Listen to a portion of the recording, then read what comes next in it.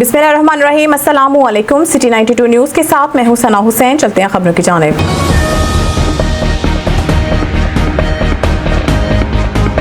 बात करते हैं इंसानियत से हमदर्दी की। अमेरिका में मुकीम पाकिस्तान का फ़ख्र अल्लामा मुश्ताक अहमद कम्बो मोहम्मदी मुलाई की अदारा सोशल वेलफेयर में मुकीम यतीम बेसहारा बच्चों को जूते कपड़े अमदाद फराहम करने पर महकमा सोशल वेलफेयर की जानब से इनकी खिदमात को सराहते हुए सरकारी तौर पर खिदमाती लेटर जारी कर दिया गया।